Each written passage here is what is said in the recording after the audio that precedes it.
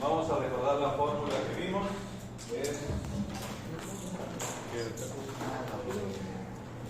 Me llama presión arterial es igual a que por frecuencia cardíaca. Frecuencia. El gasto cardíaco, ¿quién me lo da?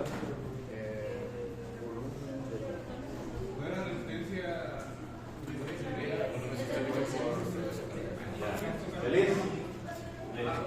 ¿Gasto cardíaco? ¿Qué me da? Medición más que frecuencia cardíaca. ¿Ok? ¿Está bien? ¿Hasta ahí estamos bien? ¿Y quién me da el volumen sistólico de eyección? ¿Qué cosa me da? Precarga, poscarga, inotropismo. ¿Ok? El paciente. Poscarga, precarga, inotropismo. ¿Ok? En base a todo lo que vimos en la clase pasada de que cómo era el sistema renina-angiotensina, cómo actuaban los canales de calcio a nivel de la vasculatura lisa, tanto periférico a nivel vascular como a nivel cardíaco, cómo actuaban los beta-adrenérgicos. Me está faltando uno, a ver. Los diuréticos, ¿sí? Cómo actuaba el cuerpo para regular la presión por medio de la diuresis. Pues los medicamentos van a ir enfocados a los diferentes puntos de atacar, digamos, estos puntos cuando la presión sube y pues no está controlada. ¿Ok? Guardamos los nuditos, por favor. Me guardan los nuditos.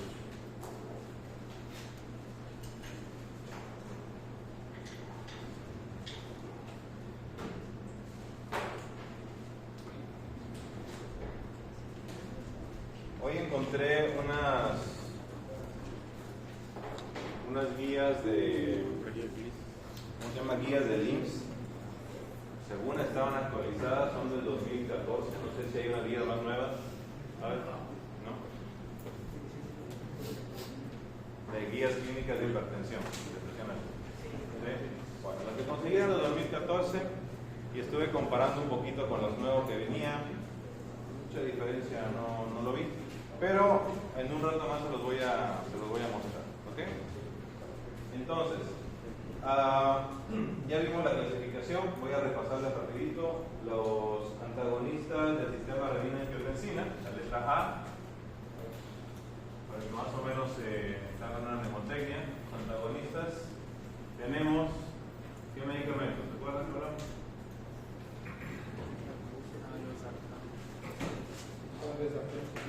Bien. Tenemos dos tipos, ¿se acuerdan? Inhibidores, ICAS y ARAS. ¿Okay? Voy a mencionar los más significativos, ¿sí? No quiere decir que los otros no sirvan, ¿no? Simplemente vamos a... Todos los priles se van en este grupo. ¿Ok? Nalapril, captopril, cilapril, ¿ok? Todos los priles se van en este grupo. Los árados tenemos los TANs, ¿ok?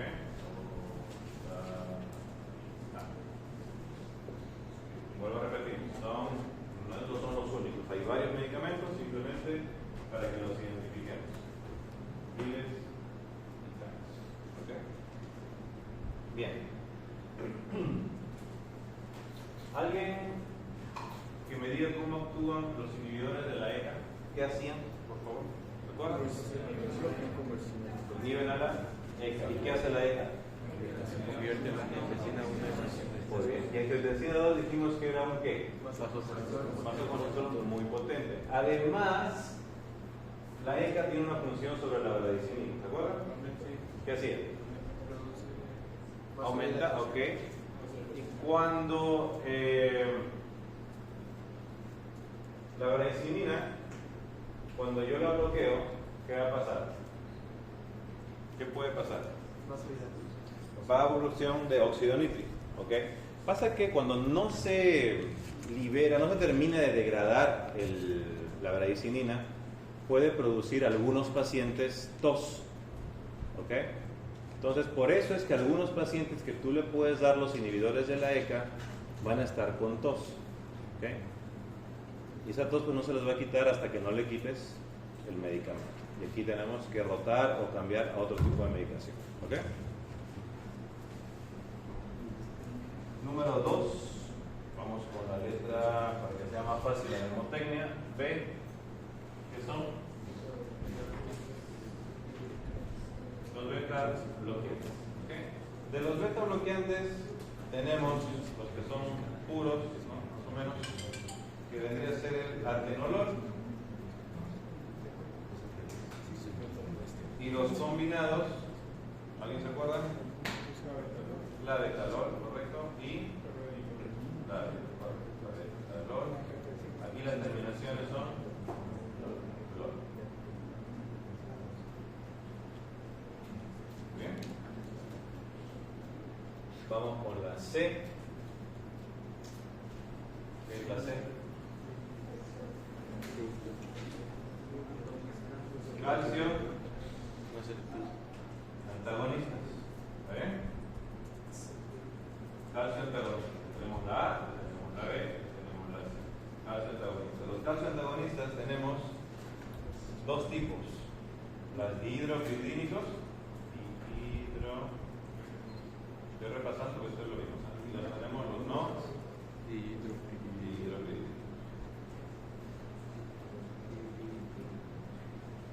De los dihidropiridínicos, ¿cuál es el nombre que tenemos?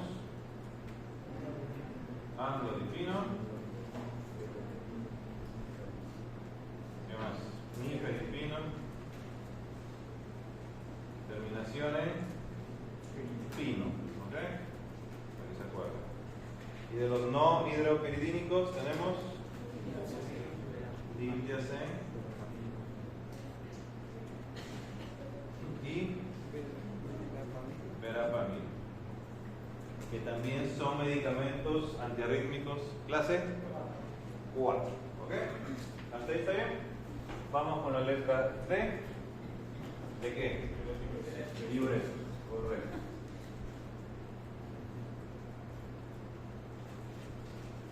Tenemos varios tipos. ¿Cuáles son?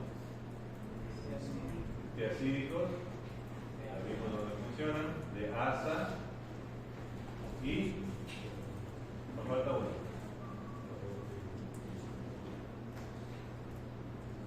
Ahorradores de potasio, o también son llamados antagonistas de la aldosterona. ¿Okay? Muy bien, de los tiacídicos tenemos los más conocidos, hidroclorotiazida, de los de asa, glucosamida, y de los ahorradores de potasio, respiro, no, ¿ok? Y la letra E.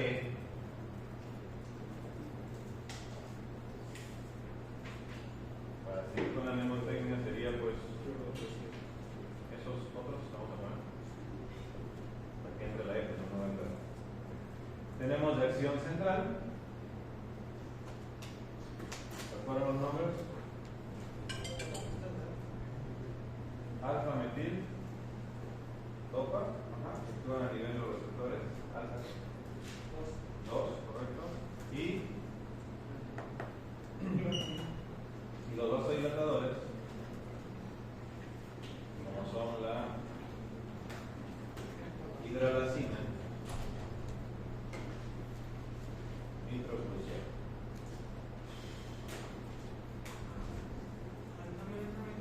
También, correcto.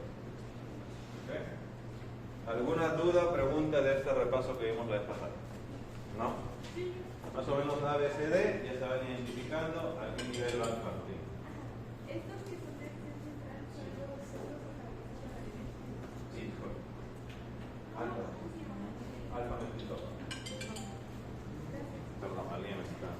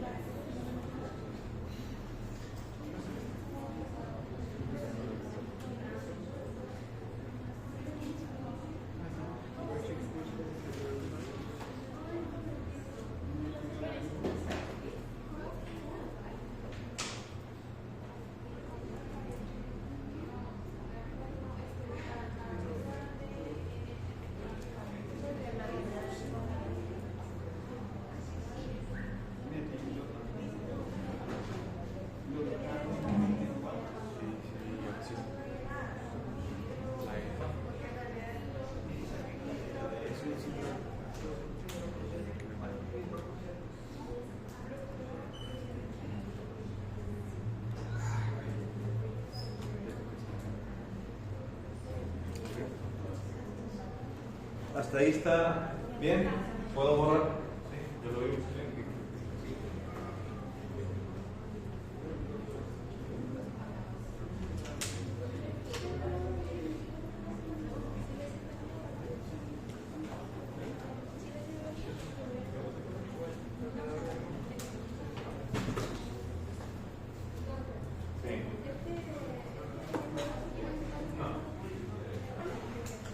Hipertensivos no vienen en este segundo examen, ¿sí? Solo viene hasta antiarrítmico, les había dicho, ¿sí? Psiquiatría, hemato, antiarrítmicos.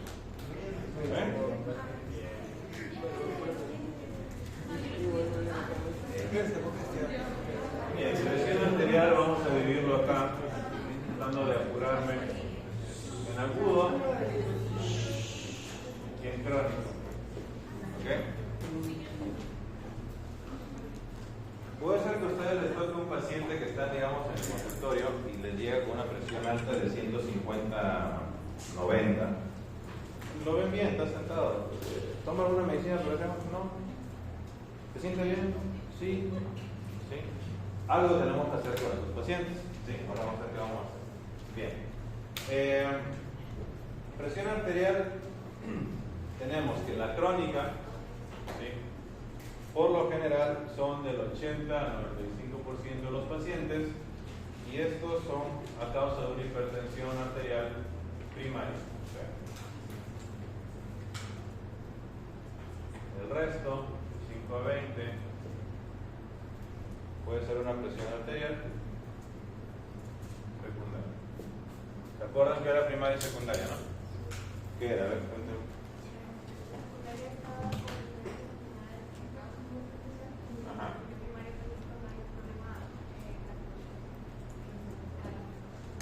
Si yo tengo un paciente que lo detecto con presión arterial alta, pues hay que hacer el screening que le digo para estudiar si no tiene algún problema secundario. El porcentaje es pequeño, ¿no? Bueno, relativamente pequeño, porque la gran mayoría va a ser el primario, pero no se van a mandar a tratar a un paciente si es que no están muy bien seguros de que su problema de presión alta no sea debido a un problema secundario que está produciendo la presión alta en ese paciente. ¿Okay? De la presión arterial aguda,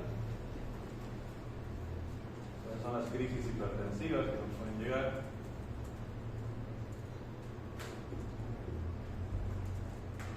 ¿Y a qué le llamamos crisis hipertensivas? Si no estoy mal, 180 de presión sistólica sobre 110.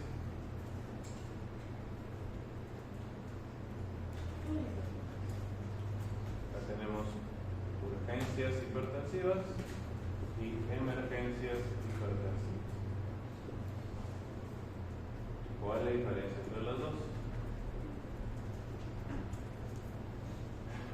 Vamos a decir que es una emergencia hipertensiva cuando ya el paciente tiene un daño a órgano blanco. Órgano blanco. ¿Cuáles son los órganos blancos? Cerebro, corazón, riñón. ¿Okay?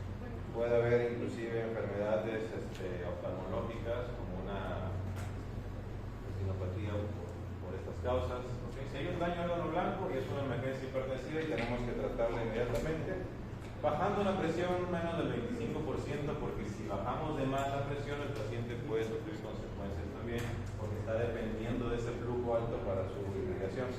¿Okay? Por lo general las urgencias hipertensivas son aquellos viejitos que les digo, que están con la presión alta, pueden ser aquí, pero están asintomáticos y están acostumbrados a eso. En oftalmología, sobre todo aquí en el hospital, cuando llegan pacientes de brigada para cirugías, me han llegado pacientes hasta de 220, 130 de presión. ¿Tú los ves? ¿Está bien? Sí, un poquito nervioso, ¿no? Yo creo que por eso se me subió la presión. Pero está bien, se te puede subir la presión porque estás nervioso, pero no a esos niveles. Eso que me está queriendo decir que el paciente no está bien controlado, porque al ponerse nervioso se le dispara la presión. ¿Y qué pasa si yo opero a un paciente con esos valores? Va a ser contraproducente, ¿sí? Porque y siempre nos dicen, y eso es la lucha con los cirujanos, ¿no? Sí, pero tú le puedes bajar. Sí, le puedo bajar la presión, eso es lo más fácil. El tema es después, ¿sí? Se va, su casa, la presión nuevamente vuelve a subir y todo lo que has operado tirado a la tierra. Y la culpa es de nosotros. No, eso es lo que pasa. Por eso suspendemos a estos pacientes. Según las guías clínicas de anestesia, nosotros máximo es este valor, ¿no? Con mayor de 180 no lo tenemos con los pacientes. Investigando si es que no hay algo más de fondo, ¿no? No solamente me guío por un número, ¿sí? Tengo que investigar el aspecto clínico del paciente, porque el paciente puede estar inclusive haciendo otro tipo de daño a órgano blanco, una presión mucho más baja. ¿Ok? Entonces, aquí ya podemos dar tratamiento bioral. Por lo general aquí damos endovenoso. Pero aquí damos tratamiento bioral, esperamos unas horitas, unas 4-8 horas, que le baje la presión y vamos a evaluar. ¿Okay? Ojo, nuevamente, en urgencias no hay daño a órgano blanco y en emergencia hipertensiva sí hay daño a órgano blanco.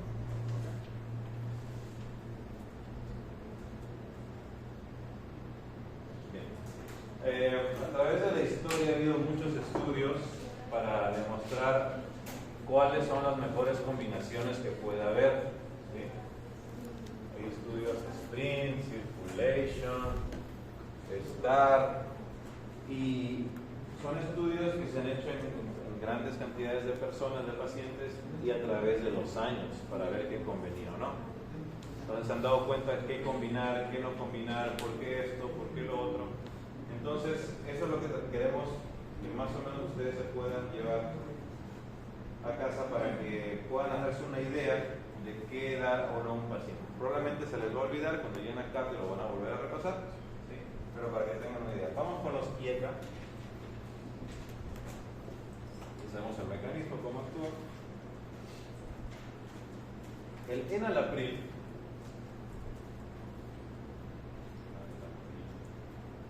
es un profármaco. ¿Okay? ¿Se acuerdan que es un profármaco? ¿Okay? Entonces, y el de los ARA,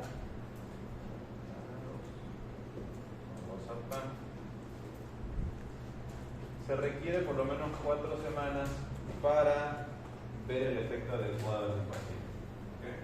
Si tienen un paciente que tiene losartán y recién lo tomó hace una semana, probablemente todavía no está en un nivel adecuado de utilidad para que pueda hacer su efecto.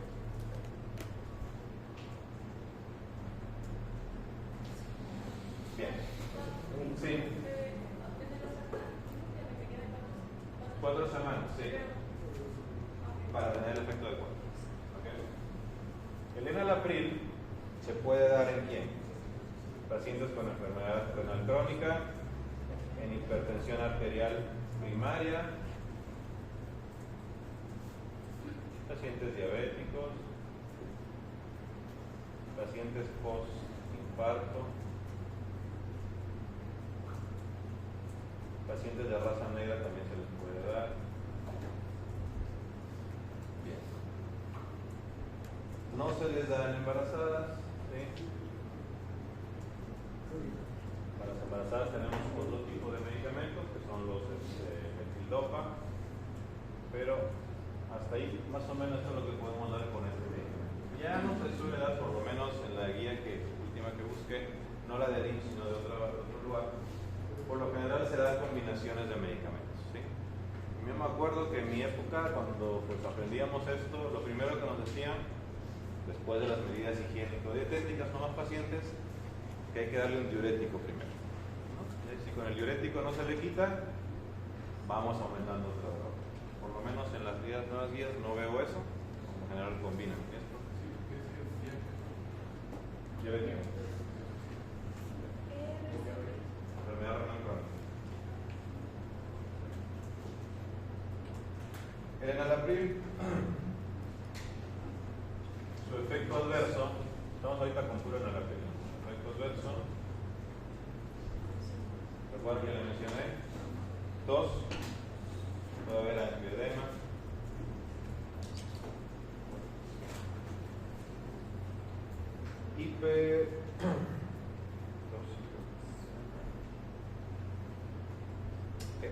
combinado con diuréticos tiacídicos, porque se pueden combinar, me puede producir hiponatremia, hipercalemia. Y por lo general dice acá los libros, les repito, no me consta porque no veo a los pacientes día a día con el tema de la presión alta, que por la primera dosis que uno le puede dar de enalapril puede haber una hipotensión y ya después se va a arreglar. ¿Okay? Con diuréticos tiacídicos. En la mayoría de pacientes hipertensos, por no decir en todos, hay que evitar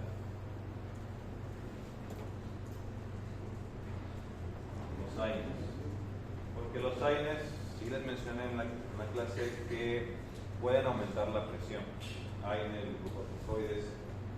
Entonces, si tengo pacientes diabéticos con dolor, hipertensos, está más complejo el manejo, ¿sí?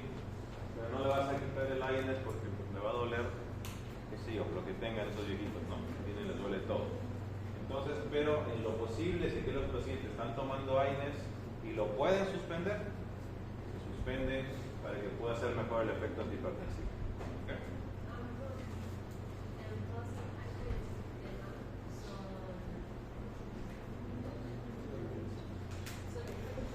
Sí, del enalapril. ¿Okay? ¿Cómo?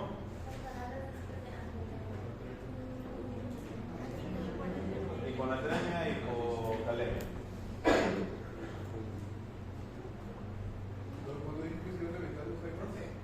¿Cómo?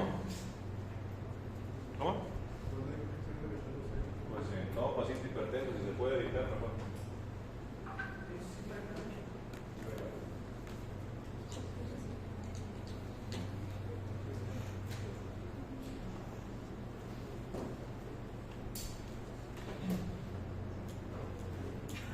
Ok, en cuanto a los diuréticos de ASA, que usamos la furosemida, nosotros usamos la furosemida, pero no sé si lo uso yo en quirófano.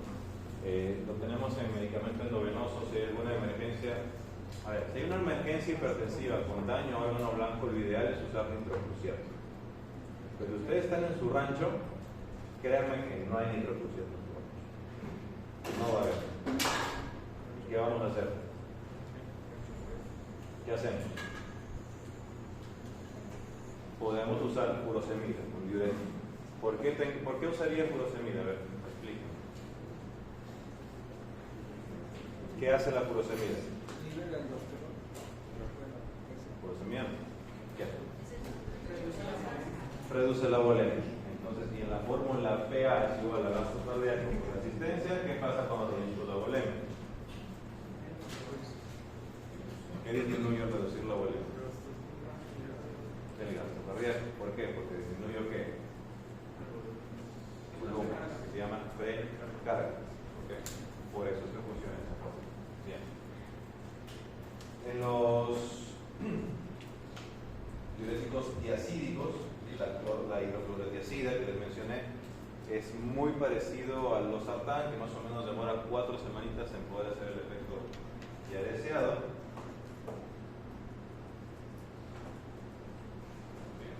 Las tiacidas, los diuréticos tiacídicos, tienen buena combinación con los IECA o con los ahorradores de potasio. Acuérdense que cuando uno da diuréticos se va del riñón el sodio y el potasio. Entonces, un ahorrador de potasio nos puede evitar tener hipopotasemia o hipocalemia.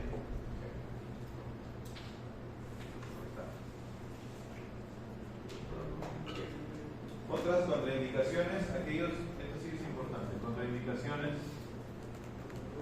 los diuréticos de ASA, como la furosemida, no los podemos dar con ototoxicidad porque producen ototoxicidad. ¿Okay? Pacientes que tienen ototoxicidad, pues no se les puede dar porque producen ese efecto.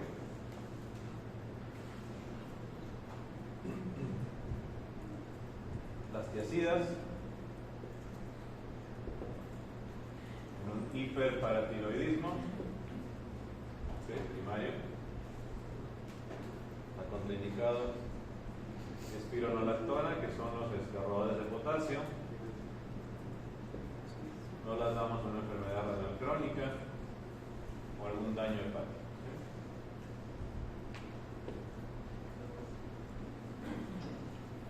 Estoy dictándole, no sé, ¿ya saben que mi letra no es muy bonita?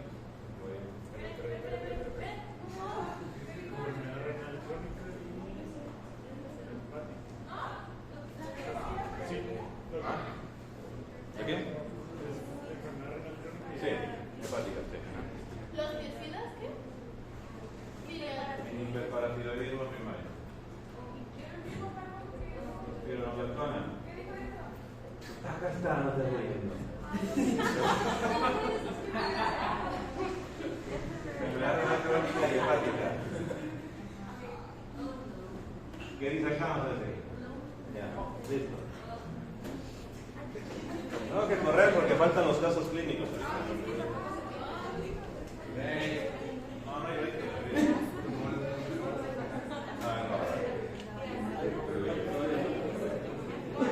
falta 10 minutos. Pues aquí apurarme los 10 minutos. Tan rápido.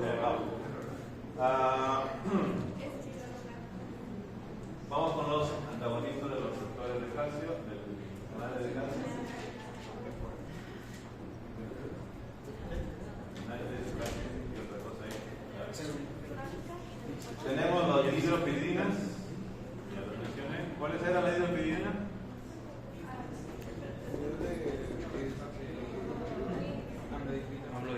Verapamil. Verapamil es un Sí. no dihidro.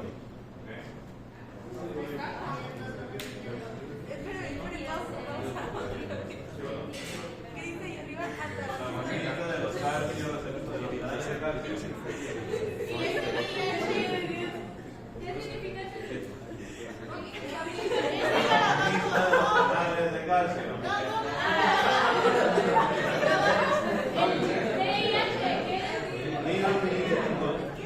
A ver, si ya saben cuáles son los canales de calcio, ¿por qué tengo que volver a poner dihidropiridina? O sea, si ya lo saben, ya lo tienen que saber. Amlodipino, ¿cuál es un dihidropiridínico? Le estoy hablando, ya tienen que ponerse a hacer. Bloqueadores de los canales de calcio. Se va a borrar la foto. Causa aversión. Muy bien. Voy a editarlo. El amlodipino es un profármaco, ¿sí? También es un profármaco. Tenemos también el nifedipino ahí. Bien. Es bueno en pacientes con diabetes, presión alta, enfermedad cerebrovascular. ¿Por qué? Porque los producen vasodilatación a nivel cerebral. No, Bárbara. Urgencias hipertensivas, ¿sí? También en pacientes de raza negra. Nifedipino sí se puede dar en pacientes con preeclampsia, ¿sí? ¿Saben qué es la preeclampsia?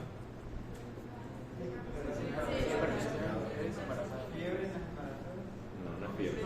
Hipertensión en el embarazo, producido por el embarazo. ¿Okay? Entonces le puedo dar nifedipino porque acuérdense que si yo bloqueo todos los canales de calcio, ¿qué pasa cuando el calcio entra a la célula? Siempre va a haber movimiento, acuérdense. Calcio en célula va a mover. Entonces lo que no quiero es que produzca en este caso en los vasos sanguíneos vasoconstricción. ¿Okay? Esos son los dihidropiridínicos. Los no dihidropiridínicos son los no selectivos, ¿sí? Ya les mencioné también eso, no selectivos, que son el diltiazem, ¿ok? Esos van a actuar a nivel de vasos sanguíneos también, pero además van a actuar ¿en dónde? También se los dije la clase pasada. ¿Dónde? Músculo cardíaco, correcto. ¿Okay? Entonces, un bloqueador dihidropiridínico me puede dar una taquicardia refleja. ¿Okay? Me puede dar una taquicardia refleja. ¿Por qué? Porque el corazón no está bloqueado, o sea, no está bloqueado los canales de calcio. Entonces, si yo tengo un bloqueador de canales de calcio no hidropiridínicos que también va al corazón, me puede evitar esas taquicardias reflejas. ¿Okay? Bien. Son buenos combinándolos con tiacidas también.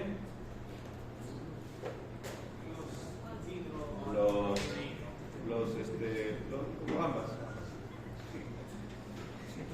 Acuérdense que hay efectos adversos, ¿no? Cuando yo combino medicamentos antihipertensivos puede haber efectos adversos como la hipotensión.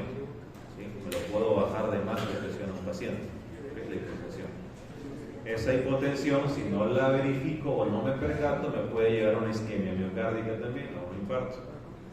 Por eso hay que tener cuidado con las combinaciones. Por último,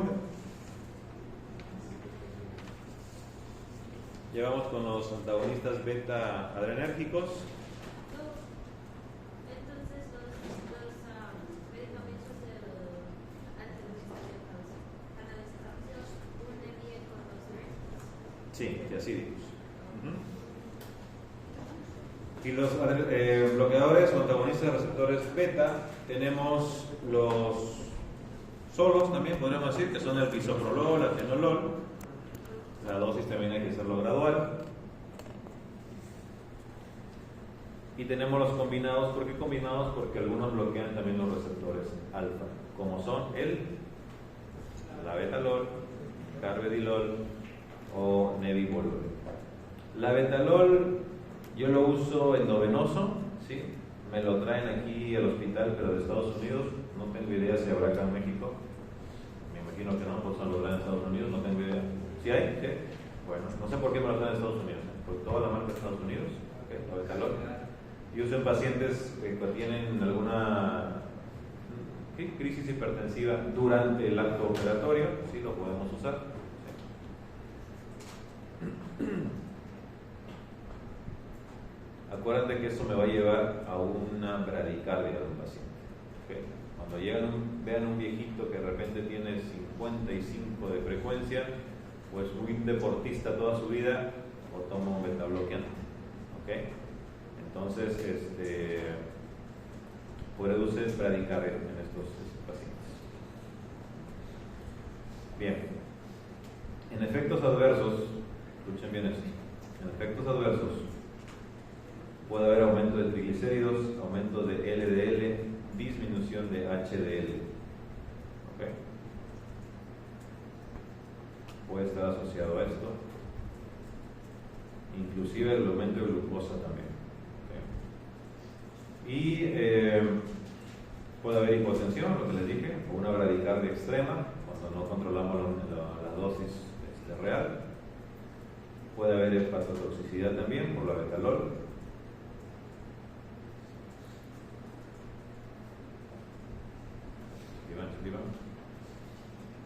Es una buena combinación con diuréticos, vasodilatadores, con IECAS o con ARA2. ¿Okay? Los IECAS y ARA2 los podemos combinar, ¿sí o no? No, dije que no se pueden combinar esos dos. ¿Okay? ¿En quién contraindicamos estos beta bloqueadores? En pacientes con asma. A pesar de que son selectivos algunos, puede ser que haya algún efecto adverso con los beta a nivel pulmonar, ¿sí? Porque tienen hiperactividad bloqueada. Es como los AINES. Cuando veamos AINES, hay AINES que son mucho más efectivos en la COX-2, pero hemos tenido casos de gastritis, úlceras por este tipo de medicamentos que se supone no debería tener problema a nivel de COX-1 también, pero puede haber eso. ¿Puede formar trombos de la COX-1? ¿Puede producir nodos? No, pasa que produce gastritis también y úlceras a ese nivel. Pacientes que tienen bloqueos de rama, o sea, bloqueos del nódulo sinutal o bloqueos no auricular o bloqueos de primero, segundo, tercer grado, uno puede exacerbar esos síntomas con un beta bloqueante. Beta bloqueante. Muy bien, ahora sí, dense 5 minutos. Sí.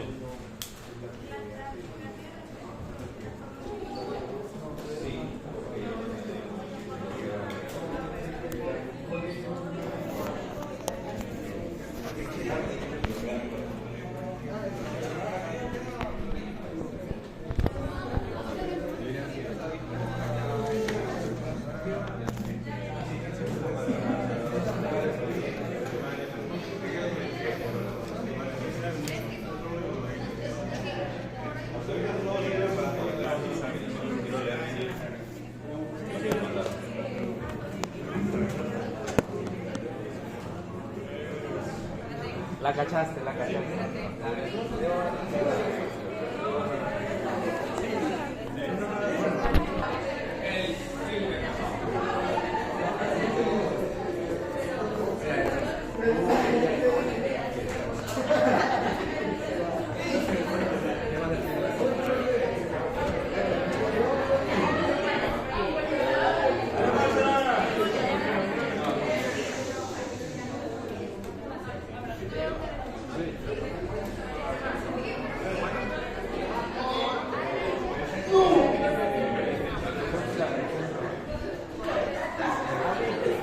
Puedes prender otro pantalla, por favor.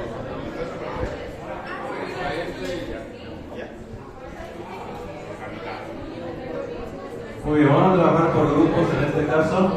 Si bien es ese antirrítmico, este me quedará pendiente este caso con ustedes. Así que vamos a hacer este y otro más, dos casos. Voy a leerles el caso. Júntense en los grupos que ya tienen, por favor. Mujer de 22 años es traída por sus padres a la sala de urgencias con palpitaciones de más de 30 minutos de duración. Está asustada porque es la primera vez que le sucede esto. Al examen tiene presión arterial de 110/60, frecuencia cardíaca de 192 latidos por minuto y colabora con el interrogatorio. No tiene antecedentes de importancia y actualmente no está bajo tratamiento médico. El electrocardiograma muestra taquicardia con frecuencia de 190, latidos por minuto regular y de complejos angostos, compatible con una taquicardia supraventricular. Ya le dieron su diagnóstico. Pregunta 1. ¿Cuál es el tratamiento de primera elección para revertir el tipo de arritmia que presenta esta paciente? 2.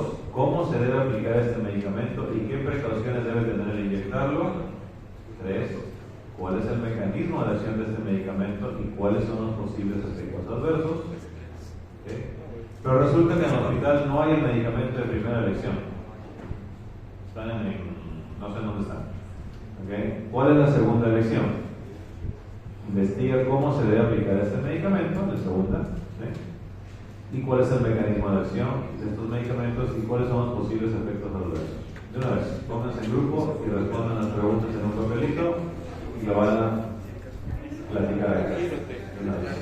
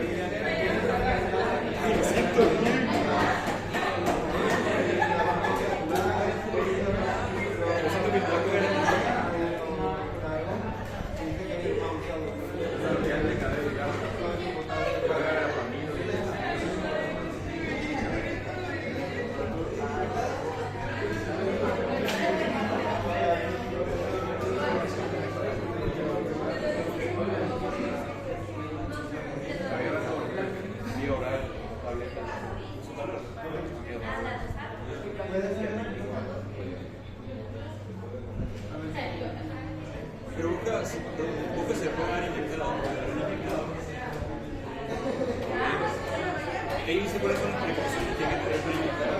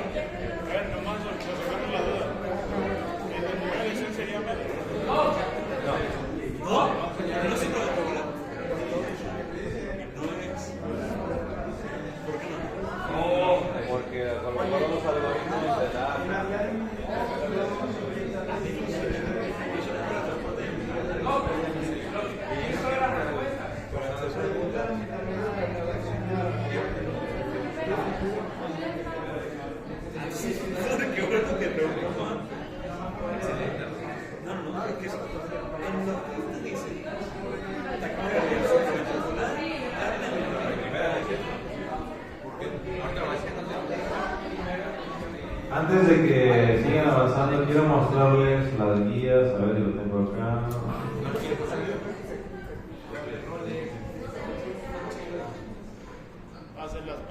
Algoritmo de la taquicardia con pulso. ¿Okay? Vamos a leer, ¿qué dice? Si la frecuencia cardíaca es mayor a 150 por minuto, normalmente es taquiarritmia. ¿Okay? Identifique y trate la causa subyacente, mantenga la vía aérea y el ABC. ¿Okay? Y vamos acá. Taquiarritmia persistente que provoca hipotensión. ¿Tenemos hipotensión en ese paciente? Para su edad, no está mal esa presión, no está catalogado como una hipotensión. ¿Alteración aguda del estado mental? No, contestó el interrogatorio. ¿Signos de choque? No. ¿Molestias torácicas isquémicas? ¿Le dolía el pecho? Tampoco. ¿Insuficiencia cardíaca aguda? No. Entonces, ¿nos vamos al sí? ¿No vamos al no? No vamos al no. ¿Okay? Si fuera un sí, lo primero que se hace en estos pacientes es una cardioversión sincronizada. ¿Alguien sabe qué es una cardioversión? ¿No? Bueno, nosotros agarramos las paletitas de cuando hacemos la desfibrilación. ¿Okay? Esos aparatos tienen un botoncito, ¿sí?, que se cambia para cardioversión. El voltaje es distinto y si el paciente está en estas situaciones como ven acá, se le hace un choque al paciente para cardiovertir, o sea, para resetear, si lo quieren ver así, el corazón, para que vuelva a sus latidos normales. En este caso el paciente no tiene esto, no cumple una cardioversión eléctrica. Puede ser cardioversión química también con medicamentos. Ok, vamos acá. No. QRS ancho, ¿qué dijimos? El QRS. ¿Cómo estaba? A ver, dijimos que estaba... No, acá está. QRS, complejos angostos, ¿ok? Comparativo con la carga supraventricular. Bien.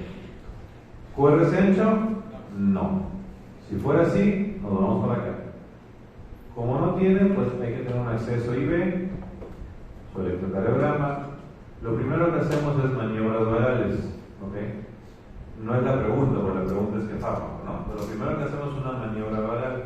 Vamos a estimular el seno, aquí, vamos moviéndole, girándole, a ver si baja la frecuencia.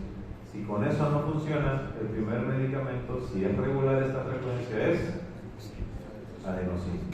¿Ok? ¿Cómo la damos? Aquí está. 6 miligramos en bolo rápido, seguido por un bolo de solución salina, y si no funciona, unos segunda dosis. ¿Okay? ¿Cuál sería el segundo medicamento que pondríamos? Amiodarona. ¿Ok? Aquí está el famoso. Te lo voy a pasar el niño. O sea, si en el examen del jueves Amiodarona. viene un paciente con taquicardia supraventricular, lo primero que tenemos que pasar es adenosina. Sí. Estas guías se los voy a pasar. ¿Okay? Son guías que hay que saberlas, todavía no llevan el curso de ACLS, pero es bueno que lo tengan. Ok, paramos ahí y vamos a otro caso clínico más. Estos casos, por favor, por grupo me lo pasan en una hojita, ¿sí? O me lo mandan al correo mejor, ¿eh? Para apurarnos. Caso clínico 2. ¿Qué? A mi correo, sí, a mi correo. Hay que ver el grupo tarde. Presentación del caso. Muy bien. Segundo caso. Mujer de 68 años con diagnóstico y tratamiento convencional de insuficiencia cardíaca crónica. Toma bisoprolol. ¿Qué es el bisoprolol? Toma enalapril. ¿Qué es el enalapril? Y espironolactona. ¿Qué es la espironolactona? No, es un diurético rodador de potasio. ¿Okay? Y normalmente se mantiene con disnea en clase funcional 2 y un informe de ecocardiograma con una fracción de eyección del 39% y cambios estructurales por cardiopatía isquémica. ¿Sí? Ya su corazón probablemente está un poquito ensanchado. ¿Sí? Se presenta a la consulta por síntomas de infección de vías urinarias de 7 días de evolución. Hace 2 días hace fiebre y disnea a pequeños esfuerzos. La paciente está consciente y orientada con piel tibia. La frecuencia, su presión es de 140/90, frecuencia de 118, pulmones con leves crepitantes basales. Cuando hay leves crepitantes hay algún líquido por ahí debe haber. Edema de miembros inferiores por debajo de las rodillas. Evidentemente es una insuficiencia cardíaca crónica descompensada por el proceso infeccioso. ¿Okay? Me van a responder estas preguntas, no ahorita, por favor me lo van a entregar la siguiente clase, antes de entrar al examen, ¿sí? O me lo envían al correo, cualquiera de las dos cosas que prefieran. ¿Okay? Entonces, ¿cuál es el motivo de la indicación de los medicamentos que ya toma la paciente? Ya lo estuvimos viendo. ¿Okay? ¿Por qué toma esos medicamentos la paciente? ¿Cuál es el mecanismo de acción de cada uno de esos medicamentos? ¿Qué fármaco debes agregar para disminuir los síntomas de insuficiencia cardíaca en la paciente en ese momento que llegó? Porque está con disnea, le falta el aire. ¿Cuál es el motivo de la indicación? ¿Y qué resultados esperas obtener con cada uno de los medicamentos que elegiste en la pregunta 3? ¿Cuál es el medicamento de acción de cada uno de los medicamentos que elegiste en la pregunta 3? Durante la consulta, el médico advierte que los ruidos cardíacos son irregulares y al tomar el electrocardiograma confirma la presencia de un ritmo de fibrilación auricular. Con esta información, ¿qué otro medicamento se podría iniciar para mejorar los síntomas de la paciente? Fibrilación auricular y es una arritmia. ¿Okay? Arritmia de respuesta ventricular rápida, ¿sí? Porque está en 118. 7. ¿Cuál es el motivo de la indicación y qué resultados esperas obtener del medicamento que elegiste en la pregunta 6? Y último, ¿cuál es el mecanismo de acción del medicamento que elegiste de la pregunta 6? ¿Ok?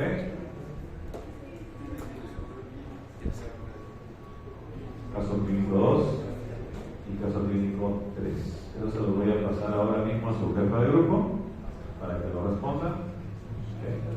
Y ya antes de salir, porque quiero mostrarles estas combinaciones que me llegaron hoy, los pacientes con presión alta. Ahorita les voy a mostrar lo del IMSS, me parece muy bueno. ¿Sí? Paso 1, una combinación dual, puede ser un IECA o un bloqueador de los canales de un ARA, ¿sí? Más un bloqueador o IECA o ARA, ¿sí? Acuérdense que los dos no se pueden combinar, o una u otra, más un bloqueador de los canales de calcio o un diurético. ¿Okay? Con esta doble combinación, yo por lo menos tendría la seguridad de controlar el 60%, ¿no? Pacientes. Si no funciona, me voy a una triple combinación, lo mismo, un IECA o un ARA, más un bloqueador de canales de calcio. Acá sí es más un diurético. Aquí era o diurético, aquí ya le agrega sí o sí el diurético. ¿Okay? Tenemos por arriba del 90% ya de control. Por último,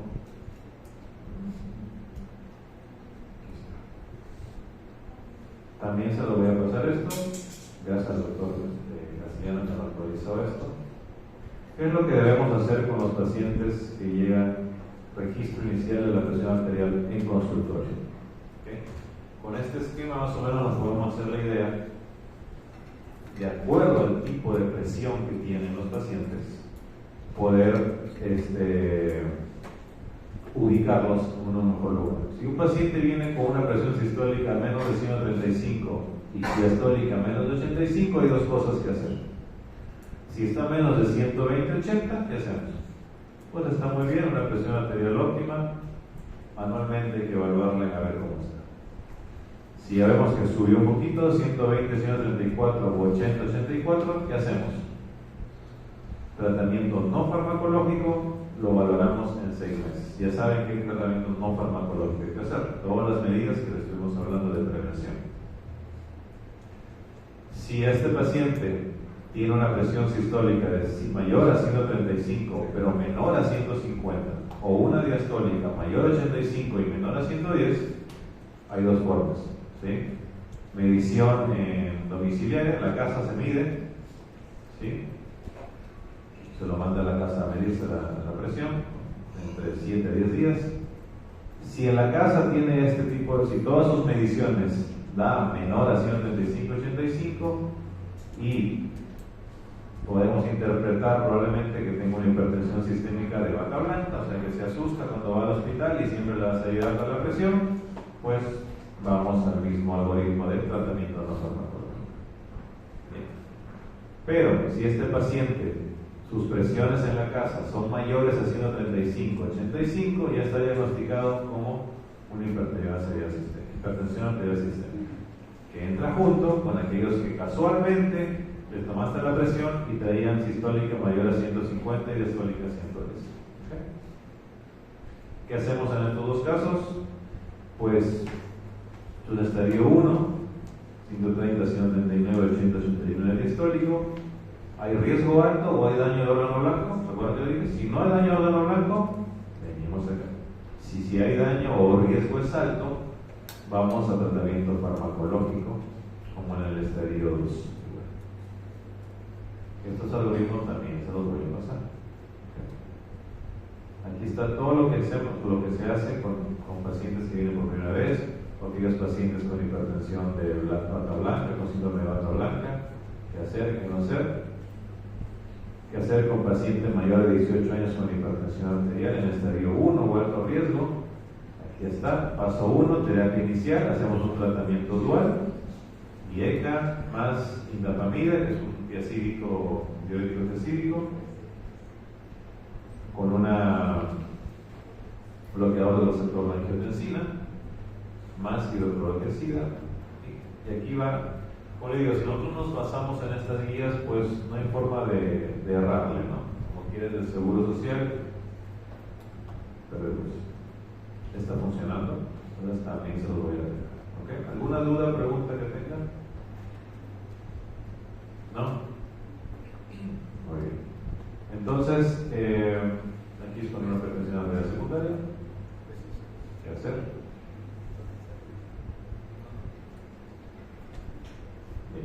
Entonces, esto se lo voy a pasar a esta guía, los dos casos clínicos se lo voy a pasar también a su jefa de grupo, son los dos casos clínicos, esta guía, yo creo que ya, y las guías de las ACVs, ¿okay? Que hacer en taquicardias, que hacer en paros, todo eso. ¿Okay?